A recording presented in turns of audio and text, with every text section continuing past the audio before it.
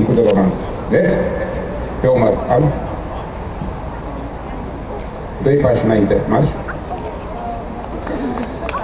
La picior, alb. Vă rog de pauză. În fața dumneavoastră este un copil de trupă.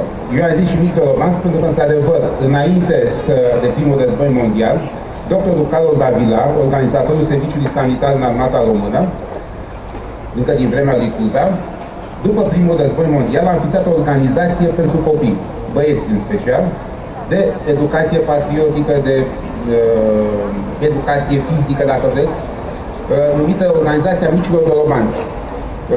Beneficiind de renumele de care s-au bucurat dorobanții în timpul războiului de independență, acești băieței din școlile din toată țara făceau o dată pe lună, duminica, instrucție militară, de o fel de pregătire și fizică, dar și, mă rog, de educație patriotică, și în fiecare an, la terminalul anului școlar, ei erau trecuți în revistă pe platoul Cotrocenilor, aparatul Cotroceni, de către regele Carol, după care defilau coborând de la Cotroceni, pe Bulevardul Elisabeta, defilarea terminându-se pe subunități, defilându-se în fața Universității din București, unde se găsea pe atunci statuia lui Mihai Viteaz, în fața căruia prezenta onor. În această organizație de mici dorobanți, înainte de primul război mondial, s-au format Organizația Cercetașii României, organizație care există și astăzi, a cărei menire este tocmai educarea tineretului în spiritul respectului față de tradițiile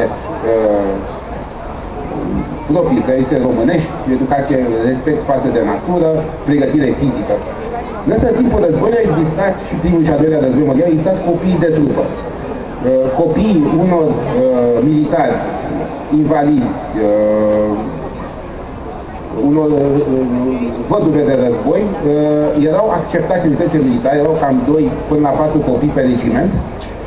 Ei erau găzduiți, echipați și întreținuți de către regimentul respectiv, mergeau la școală și din ei, după la împlinirea majoratului, deveneau gradați și ulterior subofițeri.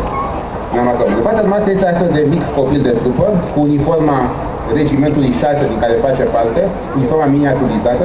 Evident, copiii de trupă nu purtau o pușcă, erau practic alături de personal auxiliar al unității, dar au avut o contribuție importantă și în primul și al doilea război mondial, în special ajutând la evacuarea răniților pe câmpul de luptă, la îngrijirea acestora.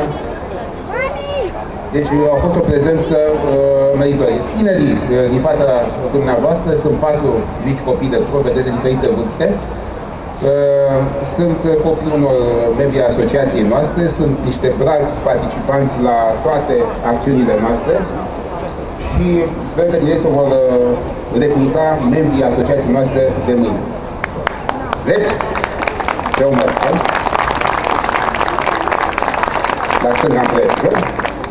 2 pași înainte marș. La stânga împrejur. La picior alb. Să loc de pauză. Vedeți, e foarte disciplinat. Este cu state vechi. De altfel, el nu are tresele, este fruntaș în cadrul asociației noastre și poate și medalia tradiția militară a asociației noastre cu baretele unor campanii la care a participat. Și în final, ca să nu vă plictisim prea mult, 2 pași înainte marș, avem o infirmieră din timpul primului război mondial.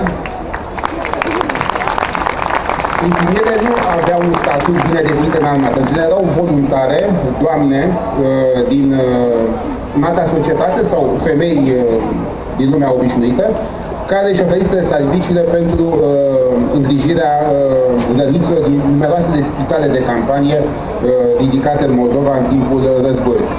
În general, costumul era costumul civil, cel mai adesea era compus dintr-un batic alb, uneori ornat în față cu crucea roșie pentru identificare. Peste costumul feminin civil era pus un șorț alb cu pieptar, de asemenea putea să fie un calat complet, erau diferite metode, nefiind o uniformă bine stabilită. Pe vreme nefavorabilă, cel mai adesea, doamnele respective au o haină soldățească, disponibilă, așa cum vedeți și aici, în această situație chiar urmată cu tresele de sergent, și pe șoldul stâng poartă un sac de prim ajutor în care se putea acorda ajutor răniților pe câmpul de luptă. Mulțumesc!